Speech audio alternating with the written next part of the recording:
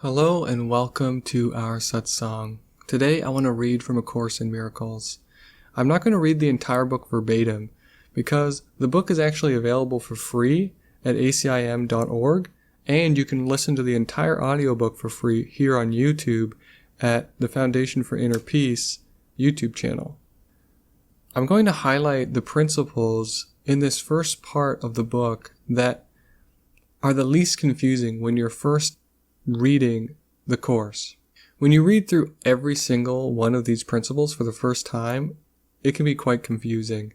There's a lot of terms here and phrases that Jesus uses that he doesn't actually explain really ever in clear terms, so that you have to actually piece the meanings together for yourself as you read the entire book. I feel like for a lot of people this can be quite difficult, and they might even end up putting down the book and never reading it again just because of how difficult it might be to grasp these new concepts. Because even though there are words and phrases used that are normal for Christians, they actually don't mean the same things. So let's begin. Principle number 1. There is no order of difficulty in miracles.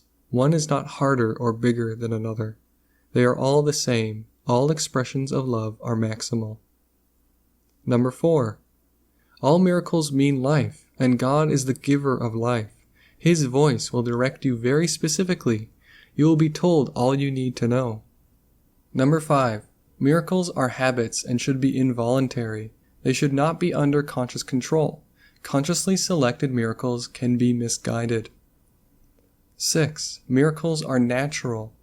When they do not occur, something has gone wrong. 7. Miracles are everyone's right, but purification is necessary first. I want to point out here that what these first several miracle principles are stating is that the miracle, when performed, is not directed by you consciously. In 4, it's saying that God will direct you to what you need to do very specifically. And then in 5, it's saying that you should not choose consciously what miracles you want to perform. They will be habits of behavior. Number 6 says they're natural, and miracles are everyone's right, as stated in number 7. What this really means is that when you're in a state of miracle-mindedness, which is referred to in the book many times, miracles will just be performed as a byproduct of your state of consciousness. What miracle-mindedness really means is the state of enlightenment, or the state of awareness of the God within you, the peace of God within you. So you can perform miracles without actually being fully enlightened, as long as you're in a state of consciousness that is aware of the Christ or the peace of God within. Now let's continue. Number 9. Miracles are a kind of exchange. Like all expressions of love, which are always miraculous in the true sense, the exchange reverses the physical laws. They bring more love both to the giver and the receiver. 16. Miracles are teaching devices for demonstrating it is as blessed to give as to receive. They simultaneously increase the strength of the giver and supply strength to the receiver. Number 18. A miracle is a service. It is the maximal service you can render to another. It is a way of loving your neighbor as yourself. You recognize your own and your neighbor's worth simultaneously. So both of these principles are referring to the relationship between the person who's performing the miracle and the person who's receiving the miracle. When you perform a miracle, like we've already discovered, it should be a habitual, unconscious act. It's not something that you consciously choose. It's something that comes out of the state of being ready to perform a miracle, or the state of consciousness where you're aware of your Christness, your Godness, the piece of you that is silent and blissful and still, the piece of you that is God. When you're in that state of consciousness, miracles will just be performed as a byproduct. And then the receiver is supplied strength. The giver is also supplied strength through this act. And later in the book, it'll explain that while performing miracles on a regular basis, you begin to become more confident in your ability to perform miracles and allow them to flow through from you much more seamlessly. And then in 18, it's saying a miracle is a service because you're helping to bring the person who's receiving the miracle up to your level, where you see both you and the person receiving the miracle as equal, as sons of God, as part of the sonship or the creation. So, number 24, miracles enable you to heal the sick and raise the dead because you made sickness and death yourself, and can therefore abolish both. You are a miracle, capable of creating in the likeness of your Creator. Everything else is your own nightmare and does not exist. Only the creations of light are real. This is a big one. Right away, it's saying that you can heal yourself and you can even raise the dead because you're the one who made those things. That's a lot to take in. What it's saying here is that death and sickness are of the mind. Later in the book, it explains that your body is on one level and your mind is on another. The body never actually gets sick of its own accord. It's your mind which creates the sickness in your body. And this creation, he actually doesn't call creation. He differentiates the word creation from making. You make sickness, you make death. That's why he says you made them. And then you're capable of creating, which when you create, you are creating in the likeness of your Creator. You are creating out of light and out of love. When you make, you're making out of a sense of lack, out of an identification with your ego and your small sense of self. If you were in a state of Christ consciousness, then you would be creating, you wouldn't be making, and you wouldn't make things like sickness and death. 25. Miracles are part of an interlocking chain of forgiveness, which, when completed, is the atonement. Atonement works all the time, and in all dimensions of time. Principle number 26. Miracles represent freedom from fear. Atoning means undoing. The undoing of fear is an essential part of the atonement value of miracles. So, we've just gotten the word atonement for the first time, and the word atoning. In A Course in Miracles, you can translate the word atonement to the word enlightenment. So when you have atoned, you have become enlightened. You have achieved the complete and utter understanding of the oneness of yourself with all of creation and your Creator, aka the sonship and with God.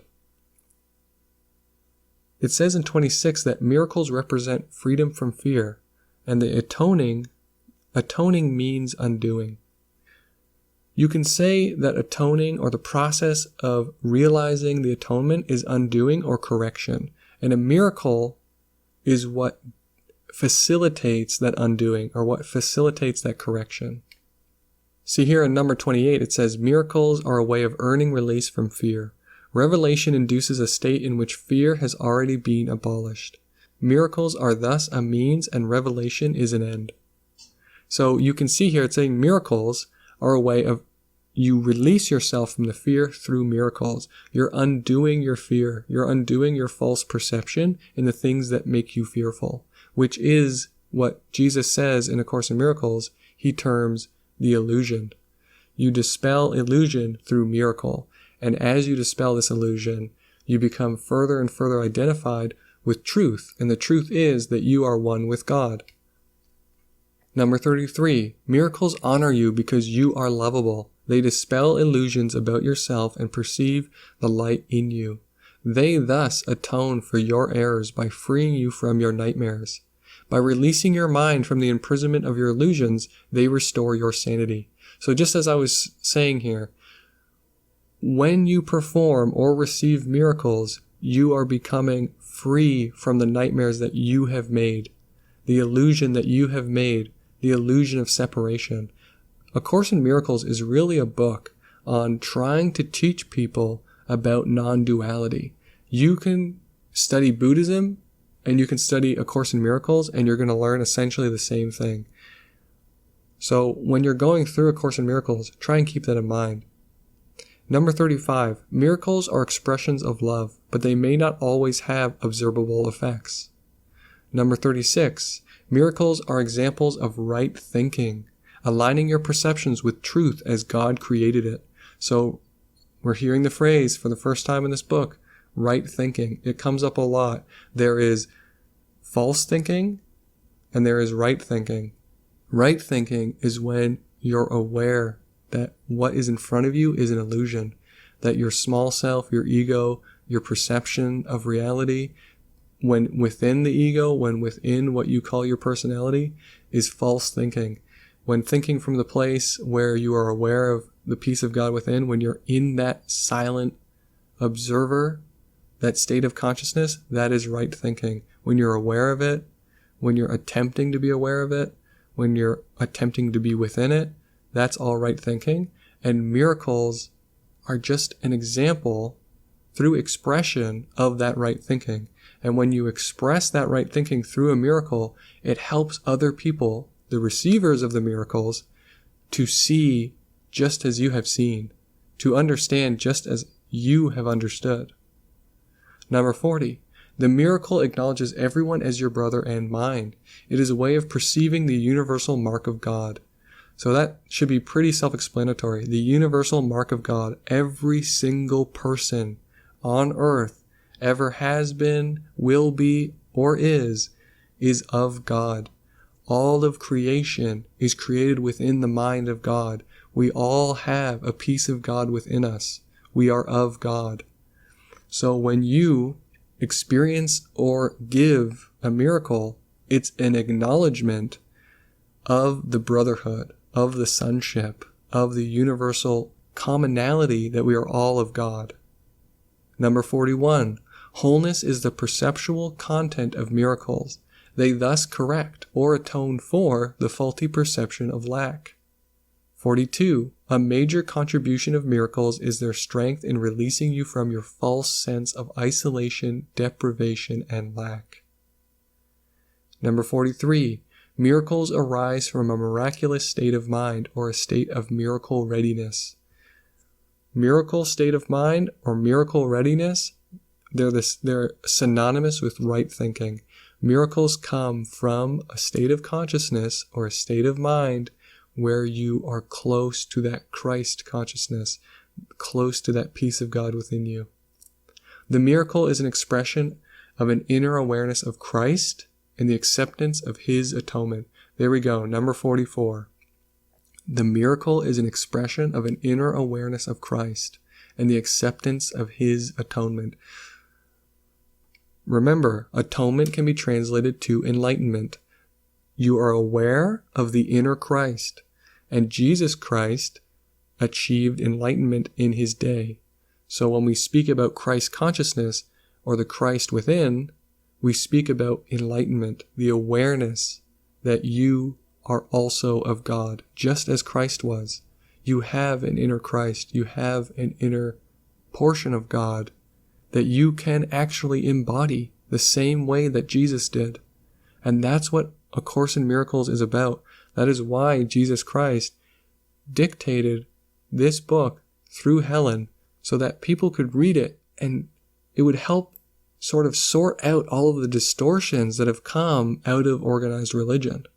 This is, in my opinion, an attempt to reconcile all of the noise and clutter and distortions that came along over hundreds of years of interpreting Jesus' teachings and then forming them into an organized religion. It's essentially become dogmatic. And what A Course in Miracles is trying to do is not give you another religion or give you another dogma. It's trying to show you that we are all one, and that when you attack other people, when you perceive smallness in yourself, when you believe in the lack that you think you have, it's all an illusion. Really, you are the creation of God. All things are the creation of God, and God creates perfectly. God creates perfect things. This lack that you believe in, this separation, is your own doing, and you believe in it so thoroughly that you've forgotten what is true.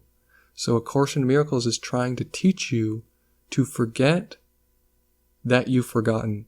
In other words, to remember your true nature. to give up the illusion, forget about it, and remember your truth.